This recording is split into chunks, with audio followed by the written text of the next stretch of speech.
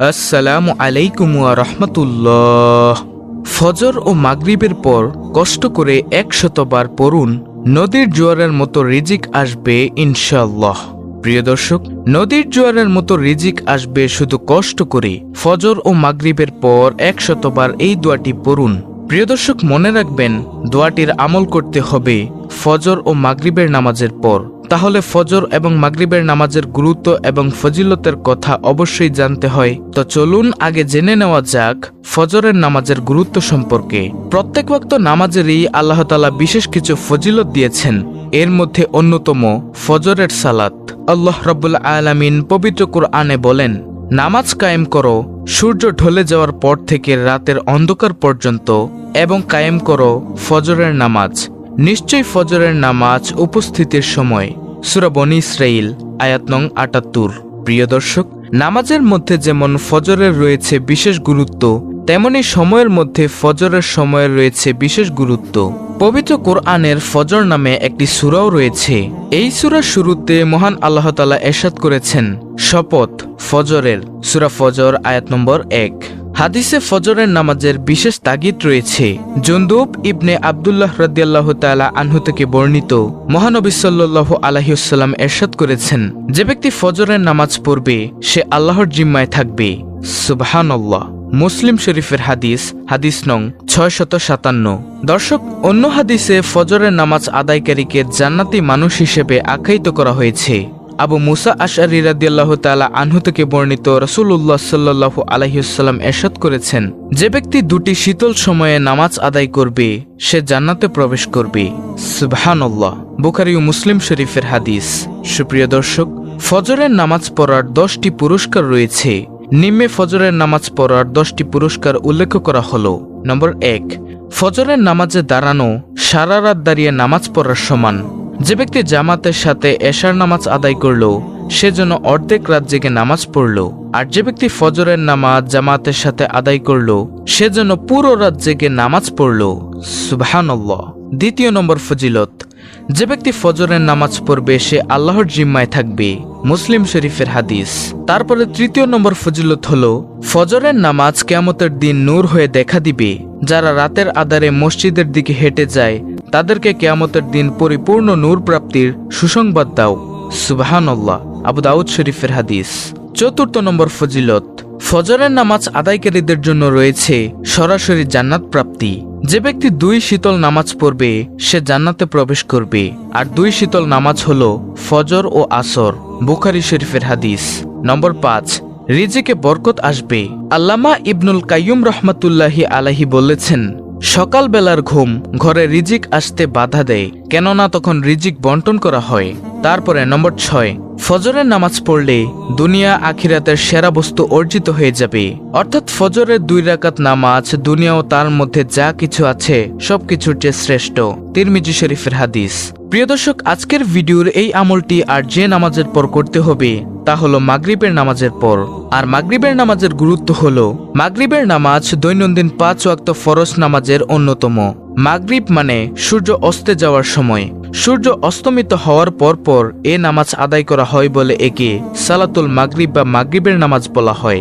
সূর্য পুরোপুরি ডুবে যাওয়ার পর পশ্চিম আকাশে দিগন্ত লালিমা অদৃশ্য হওয়া পর্যন্ত মাগরিবের নামাজ পড়ার সময়। তবে সূর্য ডুবে যাওয়ার পর বিলম্ব না করে মাগরিবের নামাজ পড়ে নেওয়া উত্তম। সহিহ বুখারীতে সালামা রাদিয়াল্লাহু তাআলা আনহু থেকে বর্ণিত আছে, তিনি বলেন, সূর্য অস্তমিত হওয়ার সঙ্গে সঙ্গে আমরা রাসূল সাল্লাল্লাহু আলাইহি ওয়াসাল্লামের ইমামতিতে মাগরিবের নামাজ আদায় করতাম। আরেক হাদিসে রাসূল সাল্লাল্লাহু আলাইহি ওয়াসাল্লাম বলেন, আমার উম্মত ততদিন কল্যাণের পথে থাকবে যতদিন তারা মাগরিবের নামাজ আদায় তারকা উজ্জ্বল হওয়া পর্যন্ত বিলম্ব করবে না। আবু দাউদ শরীফের হাদিস। দর্শক, প্রতি ওয়াক্ত নামাজ সমানভাবে গুরুত্বপূর্ণ হলেও কোরআন হাদিসে মাগরিবের নামাজের আলাদা গুরুত্ব ফজিলত বিবৃতি হয়েছে। আল্লাহ তাআলা বলেন, আর সকাল সন্ধ্যায় অর্থাৎ ফজর ও মাগরিবের সময় আল্লাহর পবিত্রতা ও মহিমা ঘোষণা করো, অর্থাৎ নামাজ পড়ো। সূরা আলে ইমরান আয়াত নং 41। রাসূল সাল্লাল্লাহু আলাইহি ওয়াসাল্লাম আরো বলেন, যে ব্যক্তি সকাল ও সন্ধ্যায় নামাজ আদায় করতে মসজিদে যায়, যতবার যায় আল্লাহ তাআলা ততবারই তার জন্য জান্নাতে আতিথেয়তার উপকরণ প্রস্তুত করেন। সুবহানাল্লাহ। বুখারী শরীফের হাদিস। প্রিয় দর্শক, মাগরিবের নামাজের পর 2 রাকাত নামাজ পড়া সুন্নতে মুয়াক্কাদা।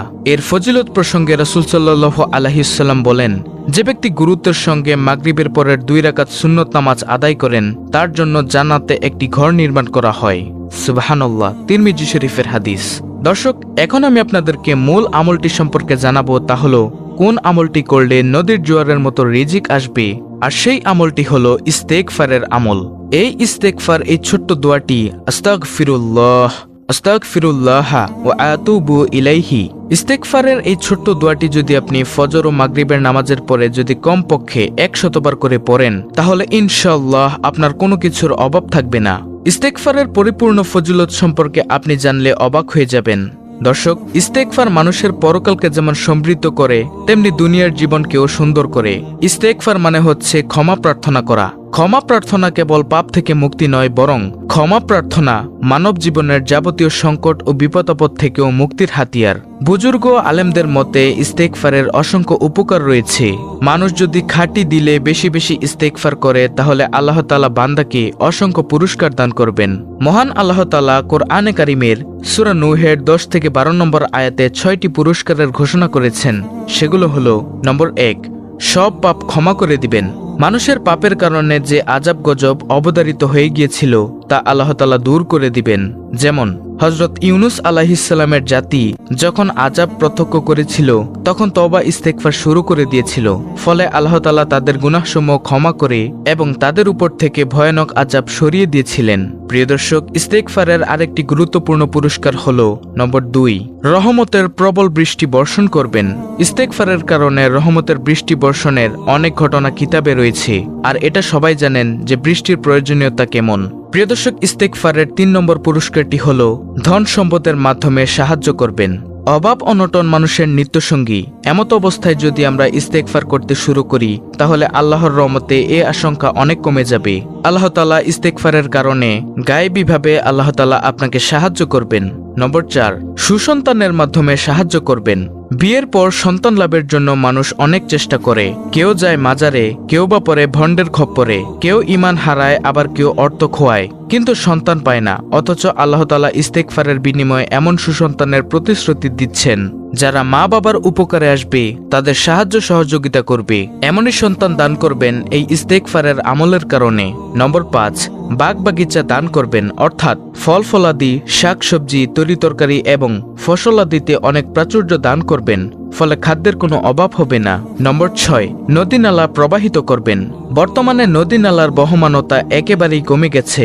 বহু নদী শুকিয়ে খেলার মাঠে পরিণত হয়েছে।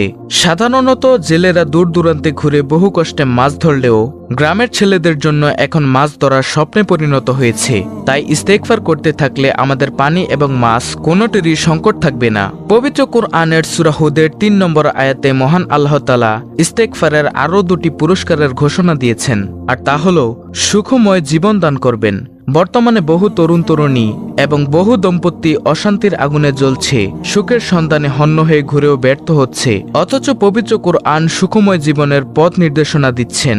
নম্বর 8, সম্মানিতদের সম্মান বৃদ্ধি করবেন। বর্তমানে অনেক জ্ঞানী গুণী, শিক্ষিত এবং সম্মানী লোক আছেন যারা সমাজে কাঙ্ক্ষিত মর্যাদা পান না। তারও কারণ এই ইস্তেগফার। ইস্তেগফারের আমল করলে তারা সেই সম্মানটা পাবেন। ইস্তেগফারের আরও একটি পুরস্কারের ঘোষণা দিয়েছেন আল্লাহ তাআলা সূরা হুদের 52 নম্বর আয়াতে, আর তা হলো শক্তি বৃদ্ধি করে দিবেন। বর্তমানে আমরা সব ক্ষেত্রে দুর্বল। আমরা যদি বেশি বেশি ইস্তেগফার করি, তাহলে তিনি আমাদের শারীরিক শক্তি, সামাজিক শক্তি, অর্থনৈতিক শক্তি, সামরিক শক্তি এবং রাষ্ট্রীয় শক্তির সঙ্গে গায়েবী শক্তি যুক্ত করে দেবেন। সূরা আনফালের 33 নম্বর আয়াতে বর্ণিত হয়েছে আরও একটি পুরস্কার, আর তা হলো আযাব গজব দেবেন না। আমরা যদি বেশি বেশি ইস্তেগফার করতে থাকি, তাহলে তিনি আযাব গজব দূর করে দিবেন, অর্থাৎ আল্লাহ তাআলা আমাদেরকে হেফাজত করবেন। প্রিয় দর্শক, এই হলো আজকের ভিডিওর আমল, অর্থাৎ ইস্তেগফার। আল্লাহ রাব্বুল আলামিন